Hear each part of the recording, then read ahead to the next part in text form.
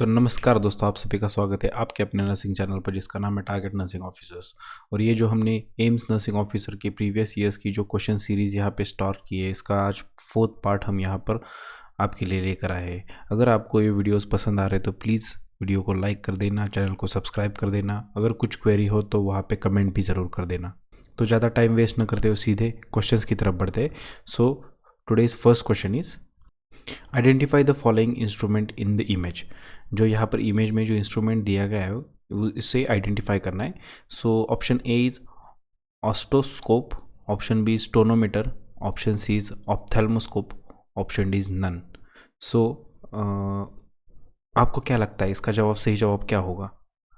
अगर आपको ये इंस्ट्रूमेंट पता है कहाँ पे यूज़ किया जाता है तो प्लीज़ मुझे कमेंट बॉक्स में तुरंत जवाब दीजिए। सो इसका जो सही जवाब बनेगा वो होगा ऑस्टोस्कोप।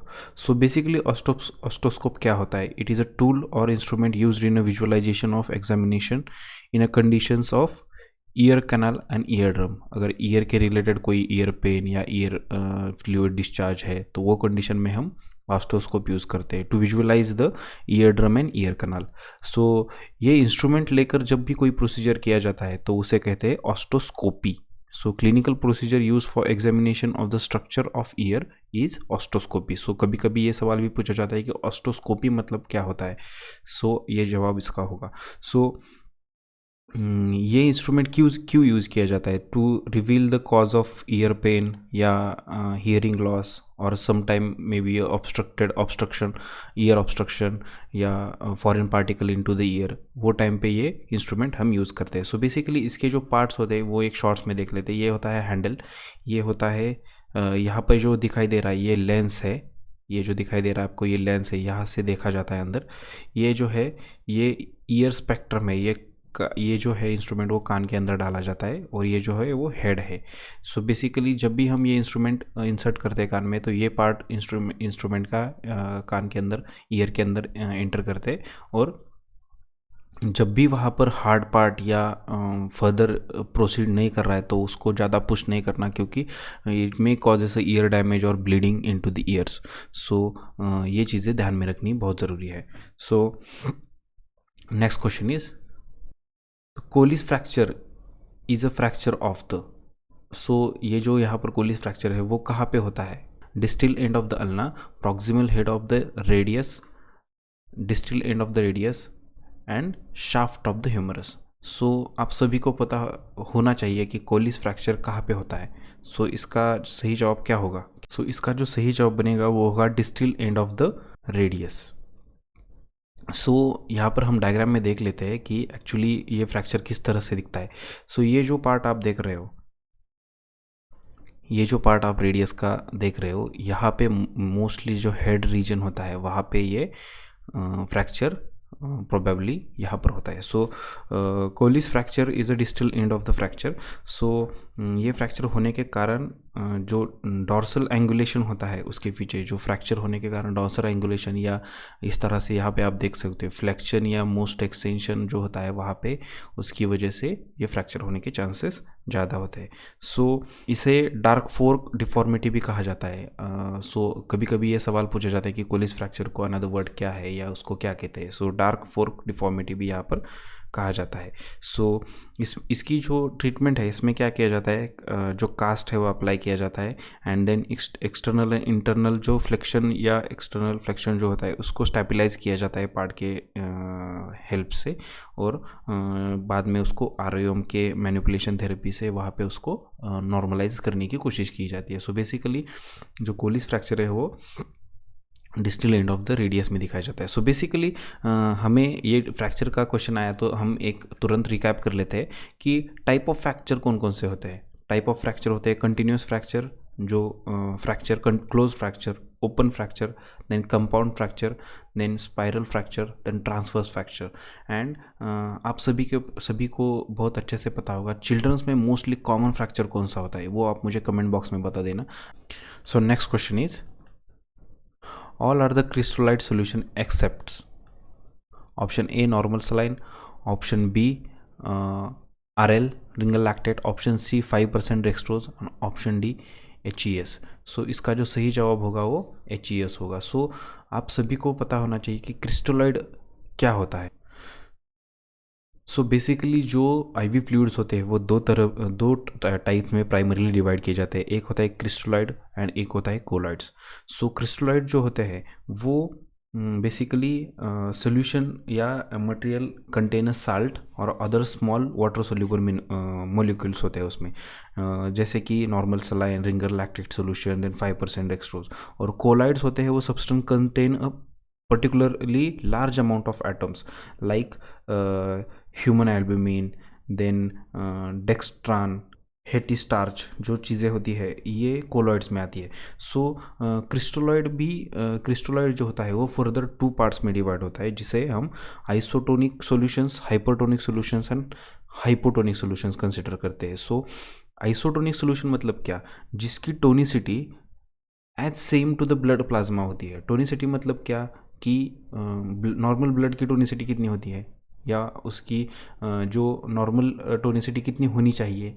सो उसकी जो टोनिसिटी होती है वो 275 होती है। सो जब भी उसकी किसी फ्लूइड की टोनिसिटी 275 के आसपास हो तो उसे आइसोटोनिक फ्लूइड कहा जाता है, जैसे कि नॉर्मल सलाइन या डेक्सट्रोज। हाइपोटोनिक सोल्यूशन मतलब क्या? हाइपोटोनिक मतलब टोनिसिटी जो होती है वो फ्लूइड की वो प्लाज्मा या ब्लड से कम होती है, मतलब 275 से लेस अगर उसकी टोनिसिटी हो तो उसे हाइपोटोनिक सॉल्यूशंस कहा जाता है। और हाइपरटोनिक सॉल्यूशन मतलब क्या? हाइपर मतलब उसकी टोनिसिटी ब्लड से ज़्यादा है। सो जो आईवी फ्लूइड्स है उसमें ये मेजर दो डिफरेंसेस पूछे जाते हैं, क्रिस्टलॉइड और कोलॉइडल सॉल्यूशंस। देन उसके बाद क्रिस्टलॉइड सॉल्यूशंस में 3 डिफरेंसेस होती है, वो भी पूछे जाते हैं, और उसमें कौन कौन से फ्लूइड्स आते हैं ये पूछे जाते हैं। सो ये चीज़ें आपको पता होनी चाहिए। सो नेक्स्ट क्वेश्चन इज, तो identify the cannula used in infant given in image. So जो इमेज में कैनुला दिया गया है इसका जिसका जो साइज़ है वो हमें आइडेंटिफाई करना है। So option A 20 gauge, option B 22 gauge, option C 24 gauge, option D 26 gauge. So इसका जो सही जवाब होगा क्या होगा? सो ये जो पिंक येलो कलर की जो आईवी कैनुला है वो मोस्टली कौन से एज ग्रुप में यूज़ की जाती है, पहले पता होनी चाहिए। सो ये जो है वो अडल्ट में, सॉरी चिल्ड्रंस में यूज़ की जाती है। सो इसका जो साइज़ है वो 26 है, सॉरी 24 है। सो कैनुला और कैनुला के टाइप्स कौन कौन से थे, यहाँ पर अगर क्वेश्चन है तो हम जान लेते हैं। जो कैनुला होता है वो फ्लेक्सिबल ट्यूब होती है जो कि बॉडी में इंसर्ट की जाती है for the delivering of IV medicine and IV fluids. So basically there are total 11 types of different types of cannulas. So mostly जो यूज़ किए जाने वाले कैनुलास है वो है 16 gauge, 14 gauge, 18 gauge, 20 gauge, 22 gauge and 24 gauge. So ये diagram से हम समझ ले सकते हैं कि किस तरह से उसका क्लासिफिकेशन किया गया है। So next question is, which of the following is a bone disease at cause less loss of the bone density and increases the risk of fracture. ऐसी कौन सी बोन की डिसीज कंडीशन है जिसमें बोन की जो डेंसिटी होती है वो कम होती है और फ्रैक्चर के जो रिस्क होते हैं वो उसमें इंक्रीज होते हैं। सो इसके ऑप्शंस देख लेते हैं। ऑस्टियोपोरोसिस, हाइपोकैलेमिया, हाइपोग्लाइसीमिया, हाइपरग्लाइसीमिया और इम्फाइसीमिया। सो जो हाइपोग्लाइसीमिया और हाइपरग्लाइसीमिया ये तो गलत जवाब है, क्योंकि वो डायबिटीज़ के रिलेटेड क्वेश्चन, डायबिटिक के रिलेटेड आते हैं। सो इसका जो सही जवाब बनेगा वो होगा ऑस्टियोपोरोसिस। सो ऑस्टियोपोरोसिस कंडीशंस क्या होती है? It is a condition that affect the bone. So जब भी normal healthy bone have a space like honeycomb, and osteoporosis increases the size and the space, causing the bone lose its strength and density. So basically osteoporosis according to the age, जैसे जैसे as बढ़ना start होता है according to that osteoporosis, अगर calcium की deficiency वहाँ पर create होनी स्टार्ट होती है तो ऑस्टियोपोरोसिस बढ़ना स्टार्ट होता है। सो बेसिकली हमें दो चीज़ें इसमें ध्यान में रखनी चाहिए ऑस्टियोपोरोसिस कंडीशंस में। जो रिस्क है फ्रैक्चर की उसको मिनिमलाइज करना बहुत ज़रूरी होता है, जो कि मोस्ट कॉमनली अडल्ट में होता है, एल्डरली अडल्ट में होता है। सो वो मिनिमलाइज करना बहुत ज़रूरी होता है। साइमल्टेनियसली हमें कैल्शियम इनटेक बढ़ाना बहुत ज़रूरी होता है और कैल्शियम एब्सॉर्प्शन बढ़ाना बहुत ज़रूरी होता है। सो ये 3 चीज़ें हमें ऑस्टियोपोरोसिस में ध्यान रखनी बहुत ज़रूरी होती है। सो नेक्स्ट क्वेश्चन इज, यहाँ पर आप देख सकते हो जैसे कि मैंने आपको अभी बताया था कि नॉर्मल बोन जो होता है उसकी डेंसिटी बहुत थिक होती है और उसके बोन की डेंसिटी की वजह से उसके ब्रेक होने के चांसेस नॉमिनल निग्लिजिबल होते हैं। बट जैसे जैसे ऑस्टियोपोरोसिस स्टार्ट होता है वैसे वैसे वहाँ पर मैंने आपको बताया कि हनीकॉम्ब जैसे वहाँ पर लिटिल स्पेस क्रिएट होना स्टार्ट होता है। उसकी वजह से जो बोन है उसकी जो डेंसिटी है वो लूज़ करना वहाँ पे स्टार्ट हो जाता है। तो उसकी वजह से हॉलो स्पेसिस वहाँ पर क्रिएट होते हैं, उसकी वजह से वहाँ पर फ्रैक्चर होने के चांसेस ज़्यादा होते हैं। सो next question is, which of the following nursing action is required before giving a clear liquid after anaesthesia. So यहाँ पर पूछा गया है कि आफ्टर एनेस्थीसिया कौन सी नर्सिंग एक्शन रिक्वायर्ड है before giving a patient IV fluid. So जब भी हम पेशेंट सर्जरी के लिए प्रिपेयर करते हैं या कोई प्रोसीजर के लिए एनेस्थीसिया देना होता है तो वो टाइम पे हम पेशेंट को NBM रखते हैं, क्योंकि एनेस्थीसिया की वजह से वहाँ पर एस्पिरेशन होने के चांसेस बहुत ज़्यादा होते हैं, तो वो अवॉइड करने के लिए हम उसको NBM रखते हैं। So after recovering from the anaesthesia या आफ्टर सर्जरी या आफ्टर प्रोसीजर अगर उसको हमने IV फ्लूइड देना है तो ओरल फ्लूइड देना है तो वो टाइम पे हमें कौन सी प्रिकॉशन लेना बहुत ज़रूरी होता है। सो बेसिकली इसके ऑप्शंस देख लेते हैं। Check bowel sound, check urine output, check weight and check gag reflex. So इसका सही जवाब क्या होगा ये मुझे आप कमेंट बॉक्स में तुरंत बता दीजिए। इसका जो सही जवाब बनेगा वो बनेगा गैग रिफ्लेक्स। सो बेसिकली जो गैग रिफ्लेक्स होता है वो क्या होता है, it is a procedure that prevents the anything entering into the thorax, into the lungs. So basically जब भी हम कोई फ्लूइड दे रहे हो पेशेंट को उसका गैग रिफ्लेक्स चेक करना बहुत ज़रूरी होता है, क्योंकि वो टाइम पे अगर कोई फ्लूइड हम पेशेंट को देंगे ओरली तो it may be a chances that it goes into the directly into the lungs and that causes a further complications. So basically before providing any sort of clear fluid हमें gag reflex check करना बहुत ज़रूरी होता है। Suppose patient का gag reflex अगर impaired हो तो वो टाइम पे there are some techniques to recorrect the gag reflexes which are the, हमें पेशेंट की जो टंग है उसके जो टिप होता है वहाँ पे साल्ट रखना है, जिससे कि उसके ईयरबड जो होते हैं वो एक्टिवेट हो जाए और उसकी वजह से वो गैग रिफ्लेक्स नॉर्मलाइज होने में हेल्प करे। सो बेसिकली ये एक टेक्निक है जो हम गैग रिफ्लेक्स में यूज़ कर सकते हैं। So many of you have subscribe already but 95% of people have not yet subscribe my channel. If you are really thinking that if these videos create a value addition in your knowledge, so I would like to request you all to please subscribe my channel for the further informative videos. So next question is, which of the following cannot cause a low pulse oximeter reading in a patient with respiratory distress? So यहाँ पर पूछा गया सवाल है कि इनमें से ऐसी कौन सी कंडीशन है जो कि पल्स ऑक्सीमीटर से आपकी रेस्पिरेटरी डिस्ट्रेस है ये दिखा नहीं सकता। So inadequate peripheral circulation, oedema, then hyperthermia and then nail polish. Basically जो इनएडिक्वेट पेरिफेरल सर्कुलेशन होता है वो टाइम पे अगर पल्स ऑक्स सैचुरेशन कम दिखा रहा है मतलब वो करेक्टली वर्क कर रहा है। इडीमा में भी पेशेंट जो पल्स ऑक्सीमीटर होता है वो अप्रोप्रिएट रीडिंग नहीं दिखा सकता।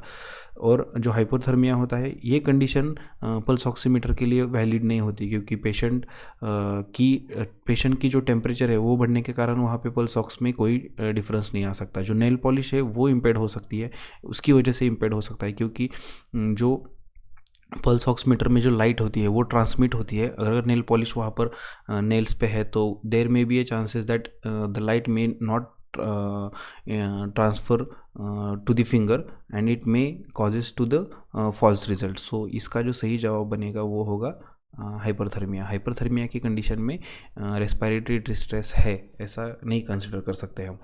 सो next question is, so vascular repair done by which type of sutures? So option A silk suture, option B polyester suture, option C monofilament suture, option D Ethibond sutures. So इसका जो सही जवाब होगा वो monofilament sutures होगा। So next question is, the principle of hemodialysis in which the water is moving under high pressure to the area of low pressure is? Option A ultrafiltration, option B osmosis, option C diffusion, option D is perfusion. Hemodialysis is a process to purifying of the blood of a person who kidneys or renal function is not functioning normally. इस condition में हम haemodialysis करते हैं. सो जो haemodialysis होता है वो ultrafiltration के थ्रू अचीव किया जाता है. अल्ट्रा फिल्ट्रेशन मतलब क्या? Ultrafiltration is a filtration through a medium which allow small molecules to pass but hold a large one. So large one मतलब क्या?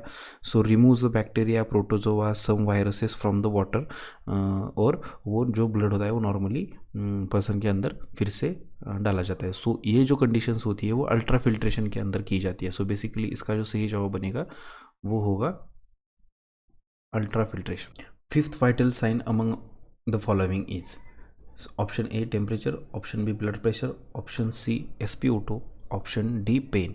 सो इनमें सा फिफ्थ वाइटल साइंस कौन सा होगा? सो बेसिकली हम सभी को पता है कि वाइटल साइंस जो होते हैं वो मॉनिटरिंग करने के लिए हेल्थ, जो हमारी हेल्थ है वो नॉर्मली अगर हेल्दी पर्सन की जो आइडेंटिफिकेशन करना होता है उसके वाइटल साइंस बेसिकली चेक किए जाते हैं. अगर उसका टेम्परेचर नॉर्मल हो, ब्लड प्रेशर अगर 120/80 है, हार्ट रेट अगर 80 के आसपास है, रेस्पिरेशन अगर 12 to 16 के आसपास है, तो हम उसको नॉर्मल वाइटल साइंस कंसिडर कर सकते हैं. मतलब पेशेंट की जो पर्सन की जो नॉर्मल हेल्थ है वो हेल्दी है ऐसा कंसिडर कर सकते हैं. बट सपोज इनमें से अगर कोई भी जो वाइटल्स जो है वो अगर वैरी करते हैं नॉर्मल वैल्यूज से, तो वो टाइम पे हम उसको अनहेल्दी कंसिडर कर सकते हैं. सो फिफ्थ जो है वो पेन को कंसिडर किया जाता है. तो पेन जो होता है वो अनप्लेजेंट सेंसेशन होता है अगर वहाँ पे अगर कोई टिश्यू डैमेज रहेगा या एबनॉर्मल टिश्यू डैमेज रहेगा या abnormal foreign body part involvement रहेगा, तो वो टाइम पे पेशेंट को या पर्सन को पेन एक्सपीरियंस हो सकता है. सो पेन मेजरमेंट करने के लिए हम पेन स्केल का यूज़ करते हैं. अगर पेशेंट को पेन स्केल अच्छे से समझा दे, उसके बाद अगर उसके सामने पेन स्केल इंट्रोड्यूस कर दे, तो वो भी उसके हेल्प से आपको उसकी 0 to 10 के बीच में आपको वो पेन की इंटेंसिटी आपको बता सकता है. सो बेसिकली इसका जो सही जवाब बनेगा फिफ्थ वाइटल साइन जो है वो पेन है. So next question, ideal nursing care plan for the patient is complex, suitable, least expensive and individualized. So जो नर्सिंग केयर प्लान होता है वो नर्स के द्वारा पेशेंट की केयर करने के लिए वहाँ पर इंट्रोड्यूस किया जाता है. सो बेसिकली जो नर्सिंग प्लान जो होता है वो according to the patient's need होना चाहिए. पेशेंट की जो प्रेजेंट नीड है उसके अकॉर्डिंग होना चाहिए, ना कि एक्सपेंस के पेशेंट के एक्सपेंस के ऊपर वो डिसाइड होना चाहिए. ना सूटेबल, पेशेंट को हम डिसाइड नहीं कर सकते कि पेशेंट को ये सूट करेगा नहीं करेगा. उसके बाद उसकी जो कॉम्प्लेक्सिटी होती है वो बहुत कम होनी चाहिए. और पेशेंट जो इंडिविजुअलाइज एक्सपीरियंस है पेशेंट के, जैसे कि पेशेंट को अगर लॉस ऑफ एपेटाइट है या पेशेंट को पेन है, तो according to the patient condition, patient response हम पर्सनलाइज नर्सिंग केयर प्लान वहाँ पर बिल्ड कर सकते हैं. So ideal nursing care plan for the patient is individualised होगा. So next question, identify the name of the instrument. जो instrument है यहाँ पर दिया गया हुआ इसको हमें आइडेंटिफाई करना है. So option A Cusco's speculum, Sims speculum, Doyen's retractor and Deaver's retractor. So आप में से बहुत लोगों को ये जो इंस्ट्रूमेंट है वो किस चीज़ के लिए और कहाँ पे यूज़ किया जाता है और इसका नाम क्या है आप सभी को पता होगा. तो जल्दी जल्दी कमेंट बॉक्स में इसका नाम बता दीजिए. सो इसका जो सही जवाब होगा वो होगा सीम स्पेकुलम. सो आप सभी ने सीम स्पेकुलम कहाँ पे यूज़ किया जाता है मोस्टली आप सभी को पता होगा. सो मोस्टली ये जो होता है वो फीमेल्स में यूज़ किया जाता है. Visualize the cervix and vagina. So basically to inspect the cervix and vagina, ये जो मोस्ट यूज्ड इसका ये मोस्टली यूज़ किया जाता है. देन उसके बाद ये clean the vagina after delivery के लिए भी यूज़ किया जाता है. देन आप DNE डायलिटेशन इवैक्यूएशन जो होता है ऑपरेशन, जो माइनर प्रोसीजर्स होती है जिसमें भी टू विजुअलाइज द सर्विक्स और वजाइना के लिए इसको यूज़ किया जाता है. सो इसके जो दोनों साइड के जो ब्लेड्स होते हैं वो अनइक्वल होते हैं. सो बेसिकली जो स्मॉलर साइज़ है वो प्राइमरी मदर्स में यूज़ किया जा सकता है. सो इसकी वजह से इसके जो दोनों भी ब्लेड्स है वो अनइक्वल साइज़ के हैं. मतलब एक है वो छोटा होगा साइज़ में और एक है जो बड़ा होगा. अगर अच्छे से विजुअलाइज करना है तो हम बड़ी साइज़ को भी वहाँ पर प्लेस कर सकते हैं. सो इसका जो सही जवाब होगा वो सीम स्पेकुलम होगा. So next question, complementary health care refers to doctor to patient relationship, health care at home, alternate system to medicine and health care free for cost. So इसका जो सही जवाब बनेगा वो alternate system of medicine. So complementary health care मतलब क्या? So suppose patient एक hospital से ऑलरेडी मेडिसिन ले रहा है या ट्रीटमेंट ले रहा है, बट साइमल्टेनियसली अगर आयुर्वेदिक या फिजियोथेरेपिक अगर ट्रीटमेंट पेशेंट लेना चाह रहा होगा या उसे लेने की ज़रूरत है, तो वो टाइम पे उसे अल्टरनेट सिस्टम ऑफ मेडिसिन कहा जाता है।